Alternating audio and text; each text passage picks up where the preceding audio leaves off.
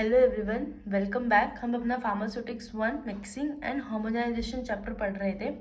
उसके अंदर हमने मिक्सिंग पढ़ ली थी पाउडर्स में, लिक्विड्स में, सेमी सॉलिड्स में, एंड लास्ट वीडियो में हमने होमोजेनाइजेशन के बारे में भी पढ़ लिया था। सो यहाँ पे कुछ टॉपिक्स है जैसे कि विस्कोसिटी एंड सरफेस टेंशन, उनके बारे में भी जानते हैं हमारे की फार्मा में कैसे इंपॉर्टेंट है। सो सबसे पहले विस्कोसिटी से स्टार्ट करते हैं। विस्कोसिटी होता क्या है? Every liquid has its own flow rate, है ना। कोई भी लिक्विड हो उन सबका अपना फ्लो रेट है, मतलब बहने की रेट है, कितनी जल्दी बहेंगे, कितने धीरे धीरे बहेंगे। तो बहना हर जैसे कि अपना लिक्विड में हम ग्लिसरीन भी हमारी लिक्विड में आती है, वाटर भी लिक्विड में आता है, मिल्क भी लिक्विड में आता है। लेकिन अगर एक हम कहीं गिरते हैं या इनका जो फ्लो रेट है तीनों का डिफरेंट है तो लिक्विड, लेकिन फ्लो रेट तीनों का ही डिफरेंट है। तो जो ये रेट ऑफ फ्लो है ना इनका लिक्विड्स में, किसके ऊपर डिपेंड होता है? Internal resistance. जैसे कि हमारे जो लिक्विड्स है इनके बीच में भी ऐसे लेयर्स होती है, इनके बीच में भी इंटरनल रेजिस्टेंस रहता है, एक लेयर के ऊपर एक लेयर रहती है ये। तो ये जो इंटरनल रेजिस्टेंस होता है ना, इसकी वजह से ना इनका जो फ्लो है वो डिफरेंट डिफरेंट होता है, ठीक है ना। अब जैसे कि ग्लिसरीन है, ग्लिसरीन में इंटरनल रेजिस्टेंस ज्यादा है, वो नहीं चाहती कि आगे बढ़े, फ्लो आगे बढ़े, तो इसलिए उसका फ्लो का रेट कम है। वाटर में रेजिस्टेंस ही बहुत ज्यादा कम है, तो फ्लो का रेट ठीक रहता है।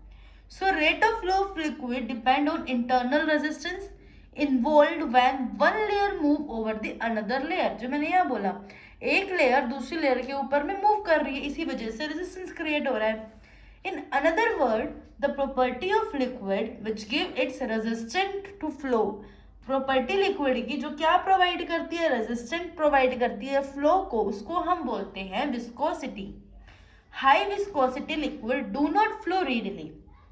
जिस लिक्विड्स की विस्कोसिटी हाई होती है, ऐसे लिक्विड्स जिनकी विस्कोसिटी हाई होती है वो रीडली मतलब अच्छे से बहते नहीं है, फ्लो अच्छे से नहीं करते हैं, मीन्स फास्टली फ्लो नहीं करते, due to high internal frictional resistance. उनके अंदर फ्रैक्शनल रेजिस्टेंस इंटरनली इतना ज्यादा होता है जिसकी वजह से उनका फ्लो रीडली नहीं हो पाता। Viscosity of liquid decrease with rise in temperature, ये भी एक इंपॉर्टेंट टर्म है। जैसे कि आप देखेंगे शहद है, शहद को सर्दियों में थोड़ा सा विस्कस ज्यादा हो जाता है, टाइट हो जाता है, गर्मियों में शहद थोड़ा सा मतलब पतला सा हो जाता है ना। क्यों? विस्कोसिटी कम हो जाती है। जब हमारा टेम्परेचर बढ़ता है, राइज करता है, उसके साथ साथ विस्कोसिटी है लिक्विड की वो कम हो जाती है। अब कुछ इंस्ट्रूमेंट्स यूज करे जाते हैं विस्कोसिटी को मेजर करने के लिए, जैसे कि Oswald viscometer, following sphere viscometer, redwood viscometer and cone end plate viscometer. ये कुछ इंडस्ट्रीज में कुछ मेजरमेंट करने के अपैरेटस हैं जिसकी वजह से हमें पता लगाते हैं कि किस लिक्विड की कितनी विस्कोसिटी है। ठीक, हमारे लिए ये इंपॉर्टेंट है कि एप्लीकेशन क्या है विस्कोसिटी की, हमें इसके बारे में पता होना क्यों चाहिए, क्यों उसका ध्यान रखना चाहिए, क्योंकि जो इम्पोर्टेंट रोल है स्टेबिलिटी को लेके इमल्शन से सस्पेंशन में, वो विस्कोसिटी के ऊपर है। जैसे कि ऐसे हमारे सस्पेंशन में क्या होता है, हमारे सस्पेंशन में सॉलिड पार्टिकल सस्पेंड रहते हैं लिक्विड में। तो क्या होगा, खुद आप सोचिए, अगर लिक्विड बहुत पतला सा है, पानी में हर वक्त कैसे सस्पेंडेड रहेंगे ना सॉलिड पार्टिकल्स, यूनिफॉर्म में तो नहीं रहेंगे। तो लेकिन अगर वही हमारे वाटर की जगह कोई एक हाईली विस्कस लिक्विड ले लेते हैं तो उस कंडीशन में ये पॉसिबल हो जाता है, यूनिफॉर्मली स्टेबल हो जाता है हमारा suspension. And same he emulsion के साथ भी है। सो जो स्टेबिलिटी को लेके हम बोल सकते हैं विस्कोसिटी का बहुत एक इंपॉर्टेंट रोल है। Ophthalmic preparation made viscous to prolong contact time of drug. जब हम आंख में दवाई डालते हैं, ऑप्थेल्मिक प्रिपरेशन जैसे कि आई ड्रॉप्स, आई लोशंस, आई सस्पेंशंस, जो हम ऑप्थेल्मिक प्रिपरेशन बना रहे हैं उसको विस्कस बनाना होता है ताकि जो हमारी ड्रग है ना वो हमारी आई से, ठीक है ना, उसका कॉन्टेक्ट टाइम बढ़ जाए। एकदम ये नहीं कि डाला और निकल गई आंख से दवाई, नहीं, कुछ टाइम तक कॉन्टेक्ट में रहें, इसलिए विस्कस बनाना इंपॉर्टेंट है। Next is paint made more viscous to the remain long time contact with skin. Paint जैसे कि जो हम मुंह के अंदर लगाते हैं ना ओरल कैविटी में, तो वो पेंट्स वगैरह यूज करते हैं, तो उसको भी विस्कस करना इसलिए जरूरी ताकि वो जो सरफेस है स्किन की उसके साथ कुछ टाइम तक कांटेक्ट में रहे और अपना इफेक्ट शो करे। Certain pharmaceutical formulations are standardized on the basis of their viscosity. बहुत सारी ऐसी फार्मास्यूटिकल फॉर्मुलेशंस है, उसको स्टैंडर्डाइज किया गया है उसकी विस्कोसिटी के द्वारा। ठीक, सरफेस टेंशन ये क्या होता है? At the surface of liquid the attraction is only downward. ठीक है, सरफेस टेंशन एक नया टॉपिक है, इसमें बात क्या करते हैं, या मैंने अपनी 11th क्लासेस में ना सबने पढ़ा हुआ इन सबके बारे में। सरफेस टेंशन में क्या है, अगर हम लिक्विड्स की बात कर रहे हैं, ये एक तरह का ट्रैक्शन फोर्स होता है जो डाउनवर्ड लगेगा और साइडवर्ड लगता है।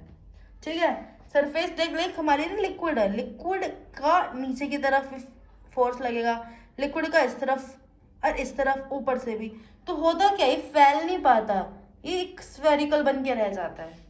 ठीक है, तो यही बात कर रखी है, जो सरफेस है लिक्विड की उसके ऊपर अट्रैक्शन लगता है only downwards and sideward direction.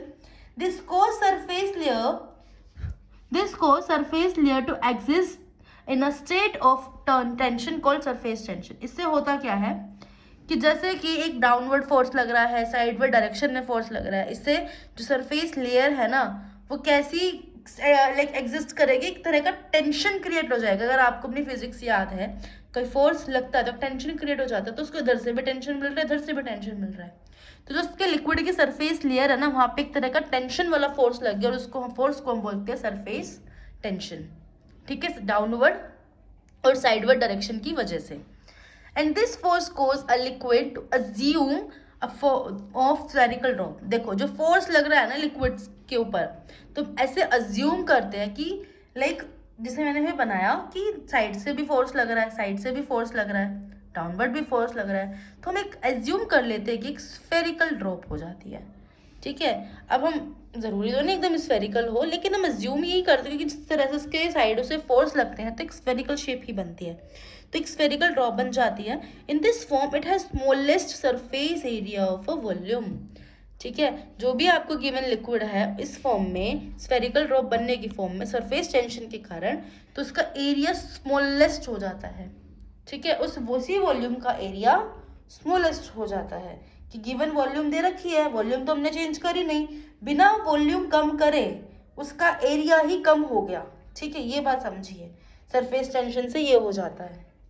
और कुछ बात देखते हैं, तो जो सरफेस टेंशन होता है उसको डाइन पर सेंटीमीटर में एक्सप्रेस करते हैं। अगर हम सरफेस टेंशन की बात करें लिक्विड बाय गैस सरफेस में, लिक्विड बाय गैस सरफेस, तो उसके अंदर हम बोलते हैं सरफेस टेंशन की हमारा जो मटेरियल है वो लिक्विड है और उसके अंदर गैस है, क्योंकि हर लिक्विड में कहीं ना कहीं थोड़ी बहुत गैस तो होती है ना। और दूसरा टेंशन अगर लिक्विड और लिक्विड सरफेसेस के बीच में ही लग रहा है तो उसको बोलते हैं इंटरफेशियल टेंशन। तो दोनों के अलग अलग नाम है। अगर सरफेस टेंशन लिक्विड और गैस सरफेस के बीच लग रहा है तो उसको बोलेंगे सरफेस टेंशन। अगर टेंशन आपका लिक्विड और लिक्विड की सरफेस के बीच में लग रहा है तो उसको बोलेंगे इंटरफेशियल टेंशन।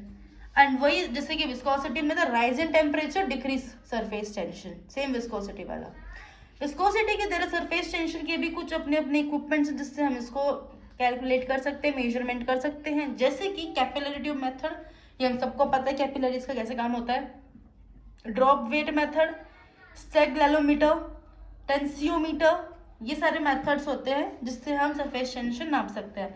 फिर अगेन हमारा मेन पर्पस है हमको ज़रूरत क्या है, तो एप्लीकेशन है सरफेस टेंशन की फार्मेसी में सबसे पहले है substance that decrease surface tension of a solvent called surfactant. पहली बात, ऐसे सब्सटेंस जो सरफेस टेंशन को कम कर देते हैं, जो सरफेस टेंशन को कम कर देते हैं सॉल्वेंट में, उनको बोलते हैं सरफेक्टेंट। जैसे कि देखिए आपका कोई क्लॉथ है, क्लॉथ पे लग रहा है डर्ट, है ना, अब ये डर्ट क्लॉथ पे इस तरह से लग रहा है कि लाइक इसकी अच्छी खास सरफेस टेंशन है क्लॉथ के साथ में, डर्ट और क्लॉथ इन दोनों के बीच में सरफेस टेंशन है बहुत अच्छी।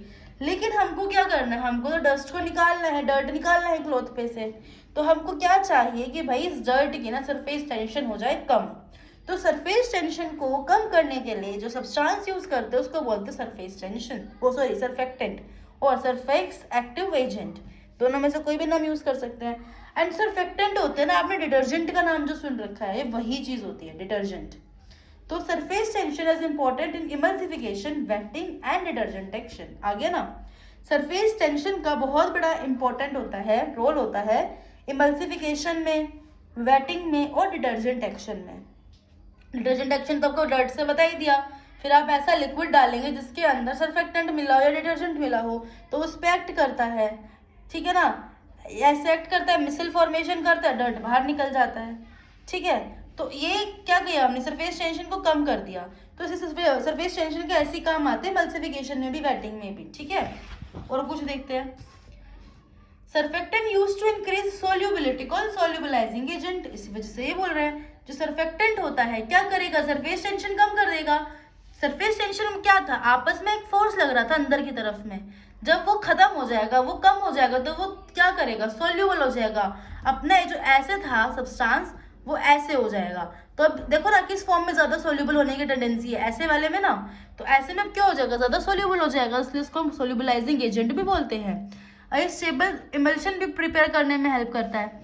Surfactant decrease surface tension between water and grease, called detergent जो हमने पीछे डिस्कस किया था। फिर वेटिंग एजेंट्स होते हैं। Wetting agents are substance reduce interfacial tension, मतलब ऐसा सरफेस टेंशन जो लिक्विड और लिक्विड के बीच में लग रहा हो। तो जो वेटिंग एजेंट होते हैं वो सब्सटेंस होते हैं जो इंटरफेशियल टेंशन को कम कर देते हैं, ठीक है। फिर next is waiting agent should use in minimum amount. अब वेटिंग एजेंट्स को हमें मिनिमम अमाउंट्स में यूज करना चाहिए, क्योंकि अगर ज्यादा यूज करेंगे ना एक्सेसिव अमाउंट तो हमारा फॉर्मिंग कर देंगे, डिजायर्ड अनडिजायर्ड टेस्ट कर देंगे, टेस्ट ही बदल देंगे।